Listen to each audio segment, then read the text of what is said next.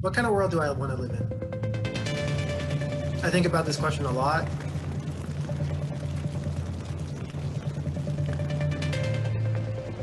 For our generation and for specifically my group of people, which is refugees, the circumstances might dismantle any vision of the future that we have. You're trying to rebuild, you're trying to make a future for yourself, and then the climate-related disaster comes and you start again. It's not about how it's affecting you now, it's about how it's affecting you your entire life. First step to understand is that we're all a part of it. None of us are going to be left out by the crisis. We're at a stage where if we don't act now, really there won't be very much left. There are generations that will never see certain things that we grew up seeing in real life.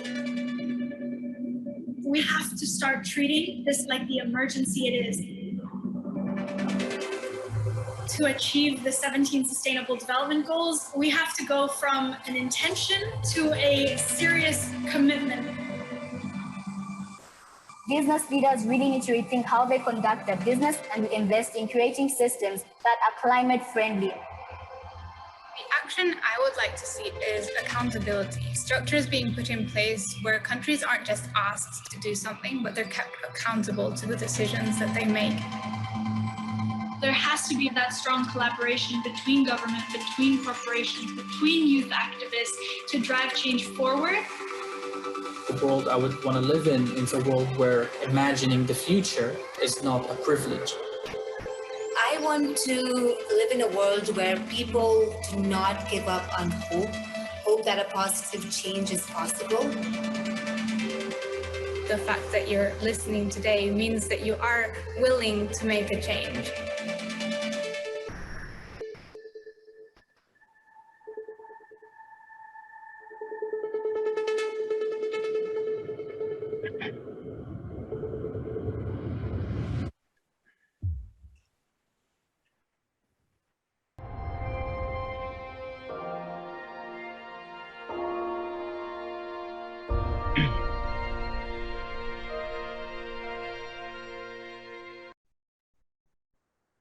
Good afternoon and good evening. And it's my pleasure to welcome you to this session on financing green investment in cities at the World Economic Forum Sustainable Development Impact Summit 2021. I'm Audrey Choi. I'm the Chief Sustainability Officer at Morgan Stanley and also the CEO for our Institute for Sustainable Investing. And I'm so pleased that so many people have tuned into this really critical panel around the role of cities. Just to put this in context before we welcome our incredible panelists for this discussion today, just to remind how critical cities are to the fate of the planet. Cities consume 75% of the world's primary energy and account for more than 70% of all carbon emissions. And so as we march towards Glasgow and the attempts to really try to address climate change, we have to think about green infrastructure in the urban ecosystem around the world.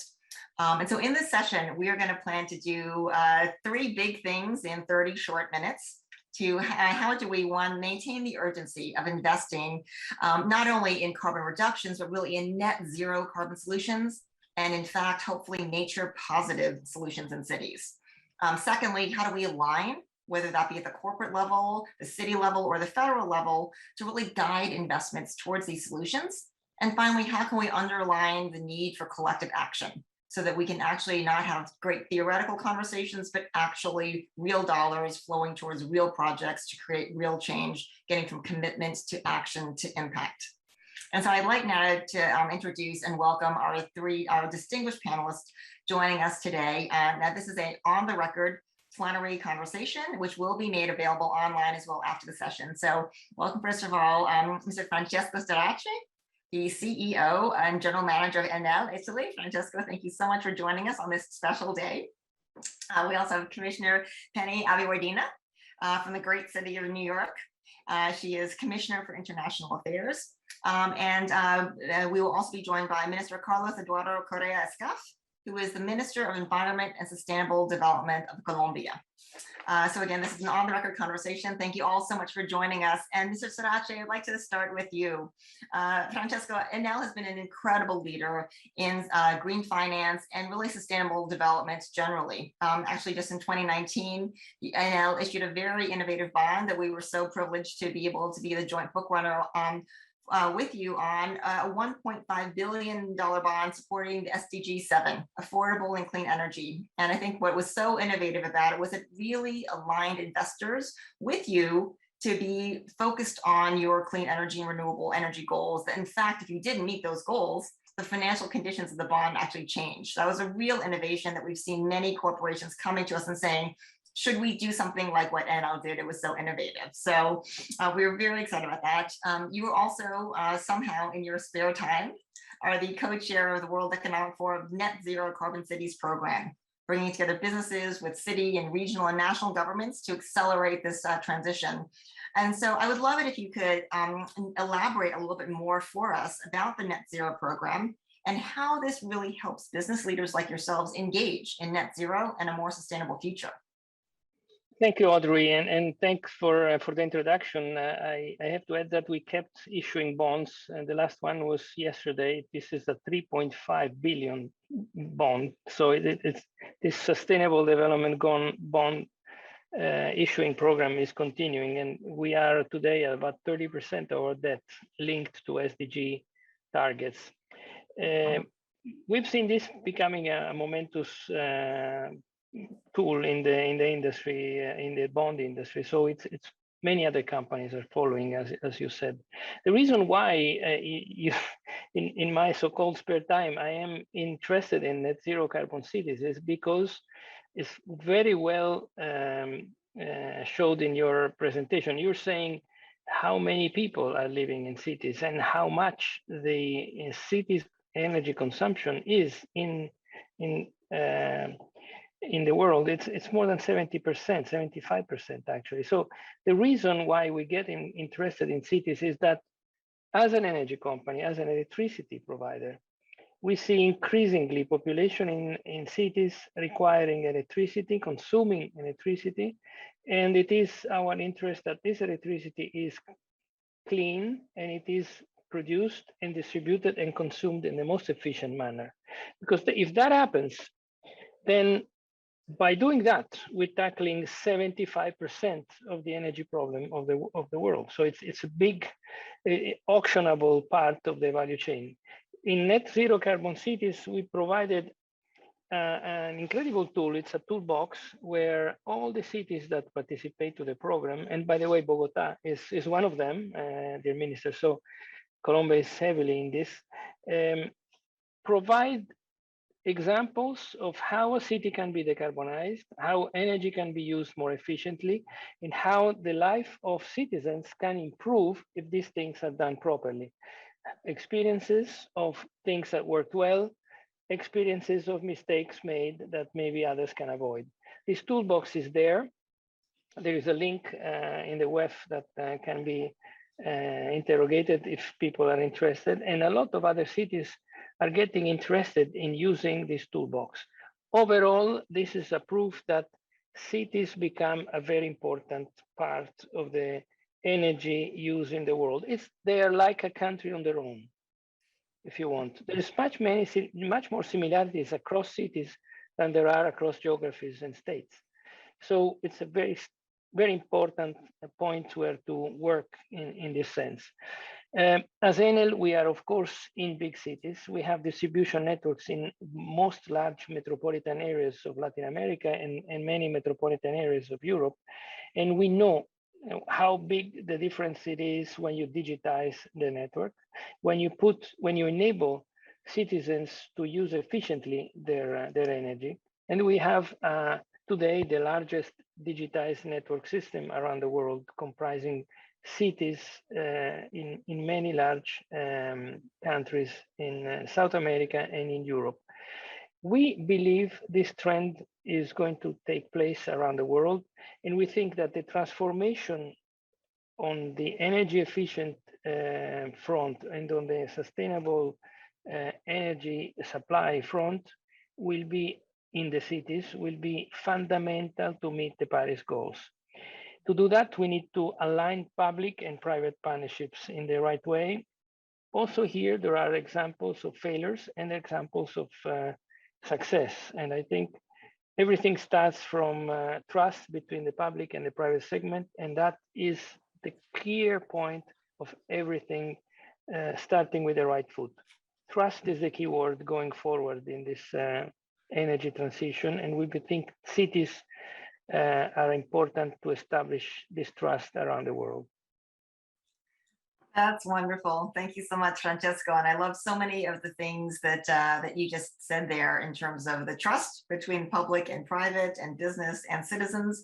And I love that the toolbox, as you said, not only has the successes, which everyone loves to brag about, but also the failures. Because I'm a big believer that learning what to not do with someone who's honest about the failures is such a huge contribution. So thank you for your leadership on that.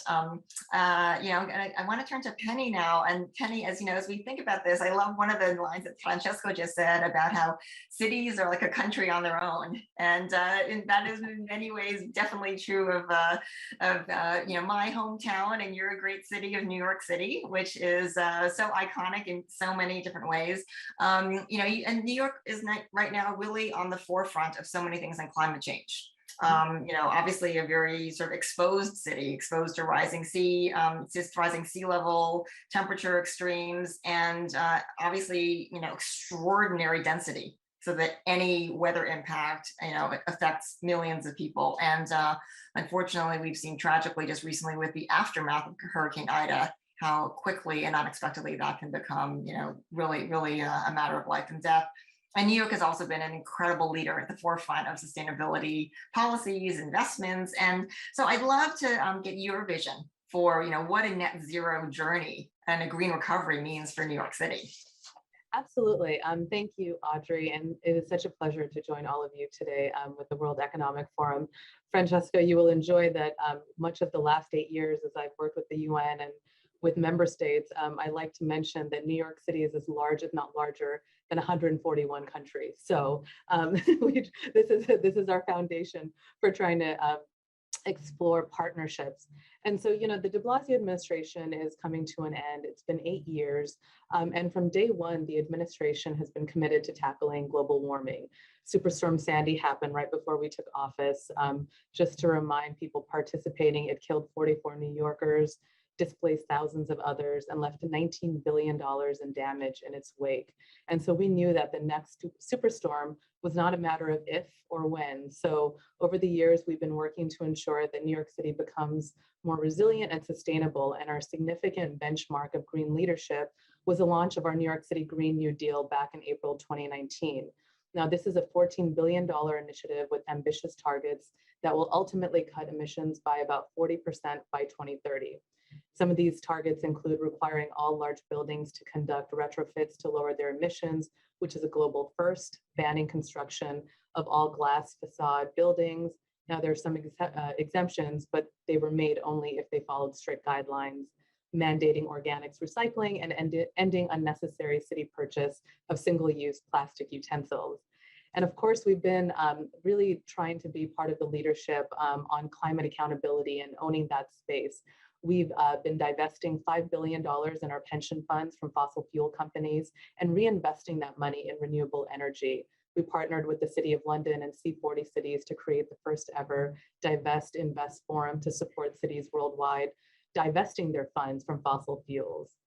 Now, even after COVID hit our city, I think many of you remember New York City was the epicenter of the pandemic here in the US last spring. We continue to make climate action a priority because we know that global warming is our threat multiplier.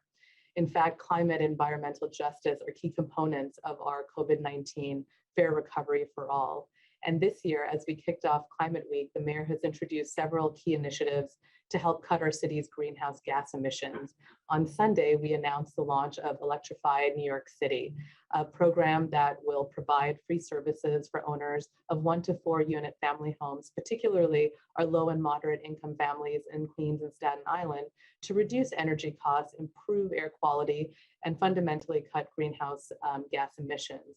Now, these particular kinds of buildings are well suited for electrification using air source heat pumps, thereby eliminating their reliability on fossil fuel gas and oil for heating. Now, these buildings they have high potential for lower energy costs through solar panel installations. We know that these emissions generated from heating, cooling, and powering 1 to 4 family homes account for about 20% of New York City's greenhouse gas emissions from buildings. So through this new program, New Yorkers will gain equitable access to green technologies through no-cost technical assistance for property owners. We're prioritizing working with contractors from our minority and women-owned businesses. And I should mention that this program is part of New York City's effort to install about 1,000 megawatts of solar in the 5 boroughs by 2030 and to achieve carbon neutrality by 2050. Now, on Monday, the mayor joined our New York Governor Hochul to announce 2 major green infrastructure projects that will power our city with wind, solar, and hydropower. The Clean Path New York and the Chaplin Hudson Power Express projects are going to produce approximately 18 million megawatt hours of upstate and Canadian renewable energy per year, enough to power more than 2.5 million homes, reduce greenhouse gas emissions by 77 million metric tons over the next 15 years, which is the equivalent of taking 1 million cars off the road, and providing 2.9 billion in public health benefits over 15 years that will result from reduced exposure to harmful pollutants. Now, once completed, these infrastructure projects will create approximately 10,000 family-sustaining jobs statewide and bring about 8.2 billion in economic development investments, including developer-committed investment to support disadvantaged communities. Fundamentally, all of this work is to ensure that we can have a more equitable society throughout our 5 boroughs. Now, these projects will help reduce the city's reliance on fossil fuels, lower carbon emissions, and significantly improve air quality and public health in our disadvantaged communities. Now, they will also help meet the mayor's commitment to power city government operations with 100% clean and renewable electricity by 2025. And we fundamentally know that local governments, we can't do this work alone.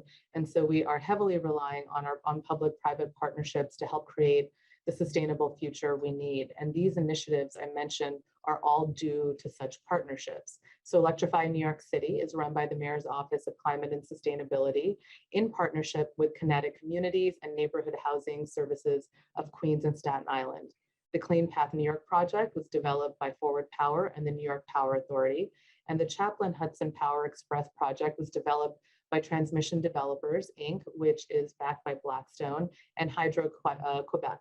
As a society, we know we can't afford to live in silos. And as Francesco said, it is about building trust. And part of doing this work is doing it along with the private sector as well as the community. Thanks, Audrey. Penny, thank you so much. That was like an incredible whirlwind tour of all of the different things that you're doing. And what I love, definitely.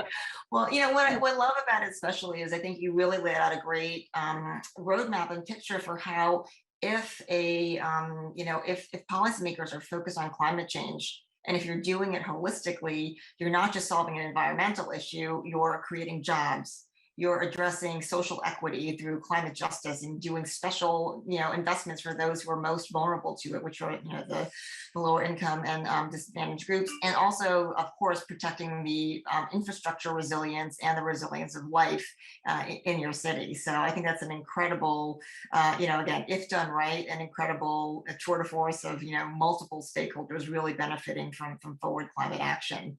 So thank you, Penny, for all of your and the city's leadership there. We're so excited also to be joined by Minister Eduardo Correa Escaf. Minister, thank you so much for joining us. I'd love to turn to you now. Hi. I'd love to turn to you to ask you to take, Francesco has talked about sort of the corporate level of action, how important global corporate leadership is. Commissioner Abeywardena has talked about the city, and I'd love for you, given your role, to talk really about at a national level, how policymakers can really work with cities and the private sector to play that critical role of a national policy leadership in addressing climate change and especially green investments in cities. So, Minister Correa Escaf. Bueno, muchas gracias. Muchas gracias, Audrey, y a mis compañeros de panel. Creo que aquí hay un tema muy importante y gracias por esta oportunidad luego de escucharlos hablando del sector corporativo, hablando de las ciudades, desde las grandes ciudades que hoy hemos podido ver. Yo, antes de ser ministro de Ambiente y Desarrollo Sostenible de mi país, fui alcalde también, fui alcalde de una ciudad intermedia, una ciudad de 500,000 habitantes.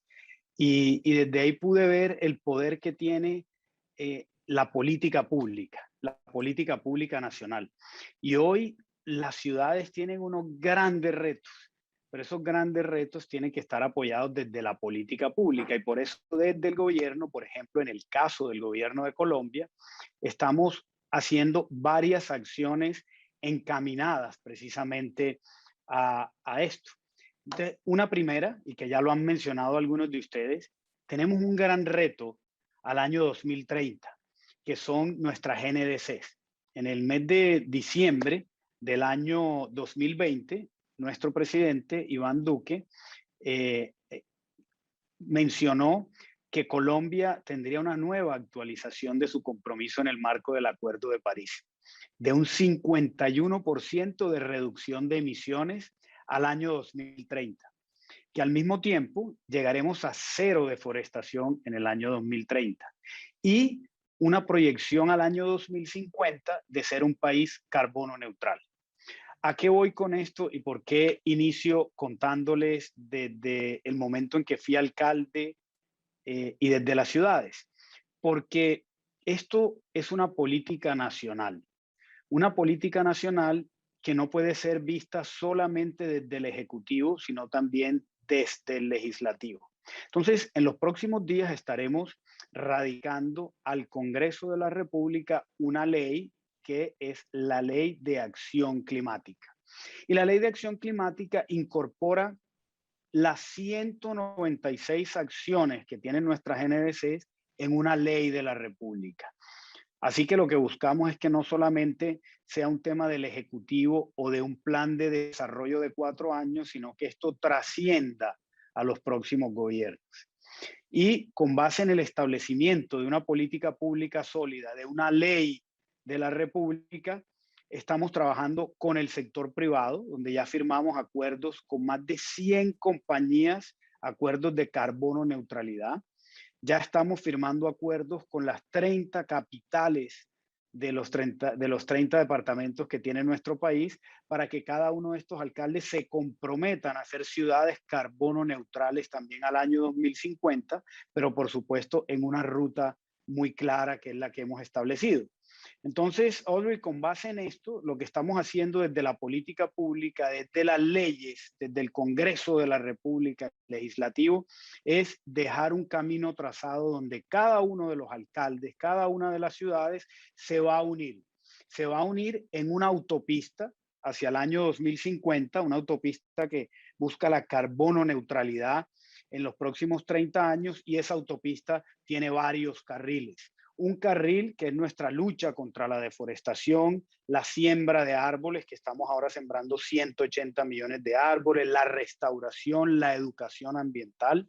Un carril que es la movilidad limpia y sostenible, un carril que es la transición energética, un carril que es la economía circular, la agricultura sostenible y la educación ambiental. Todo esto va encaminado en esa gran autopista a llegar a la carbono neutralidad. Entonces, de los temas más importantes es poder involucrar a nuestros alcaldes, a nuestro sector privado en un único propósito que es ser carbono neutrales y ser sostenibles en el largo plazo. Thank you so much, Minister. And that is the really, the perfect the perfect transition back to the rest of our panel. Really talking about partnership between companies, cities, and national leaders. And so I'm going to just ask each of you to close us out for sort of a very quick lightning round response. And Francesco, as someone who has something very special to celebrate later today, I'm going to ask you to go first.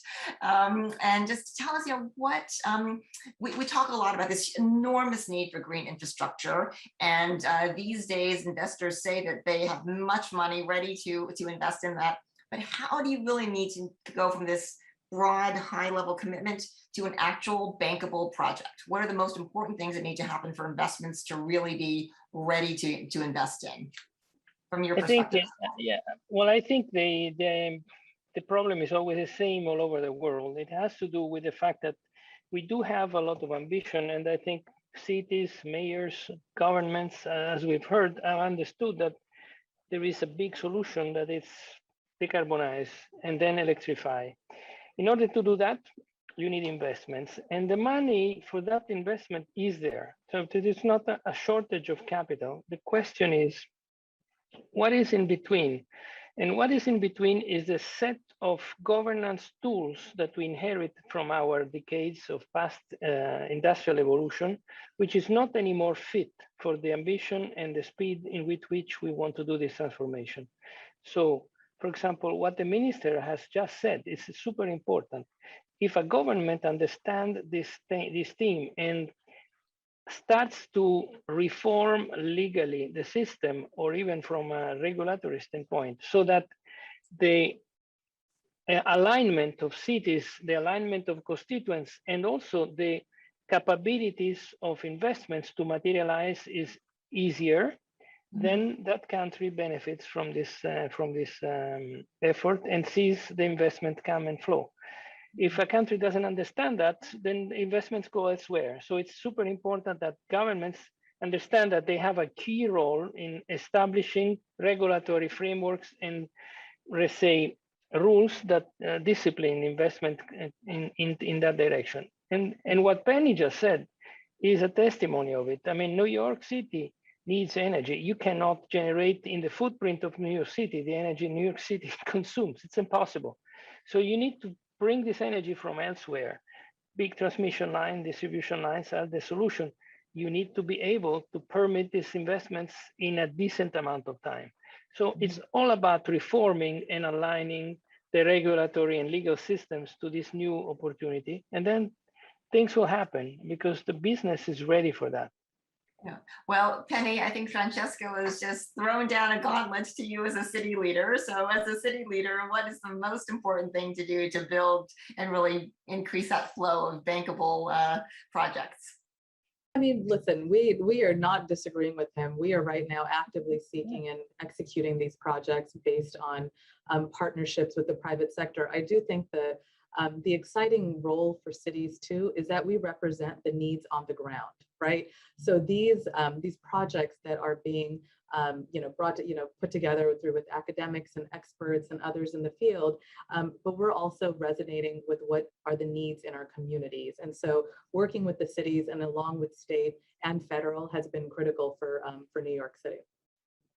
Great. Okay, well, Minister, you have the last response at the national level. What is the most critical thing that a national policy leader must do to really accelerate investments in green infrastructure?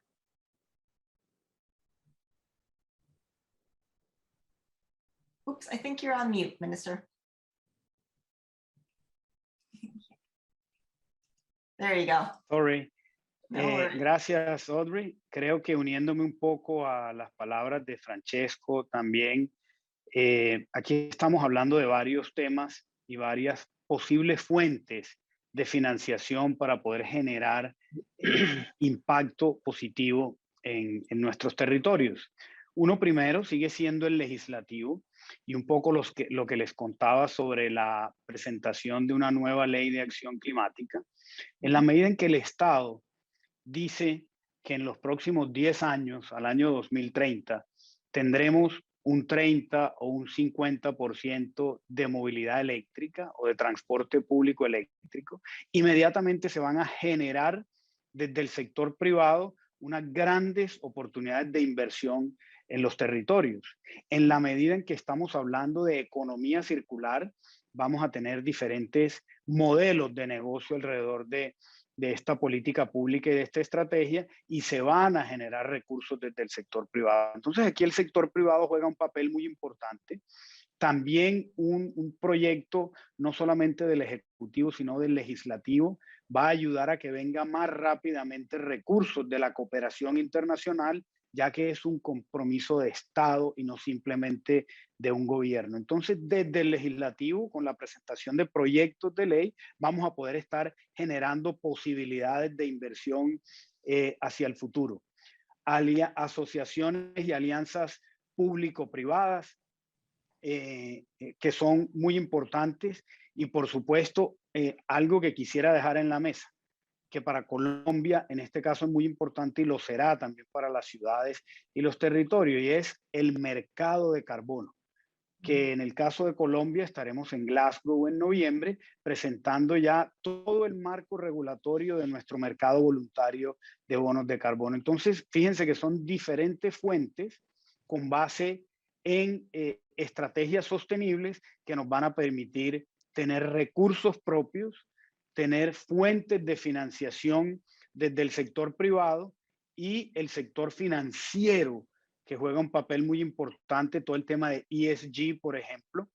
El sector financiero tiene que ir volcándose y los ministros de Hacienda de los países tienen que ir volcándose hacia unas estrategias fiscales enfocadas en la sostenibilidad y en los recursos naturales. Entonces son diferentes fuentes que pueden llegar y es por eso que los territorios tienen que tener mejor capacitación, más pedagogía para poder tener acceso a estos recursos.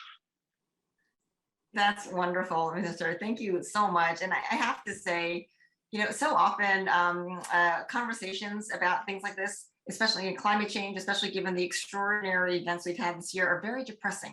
And I really want to thank each of you for being so optimistic and so inspiring and showing really that there's a very clear roadmap of very simple investment opportunities that make sense, that are profitable, that create jobs, that are more sustainable, and that also can, along the way, you know, address social justice issues and more equitable distribution of growth and its benefits, and also protection from harm.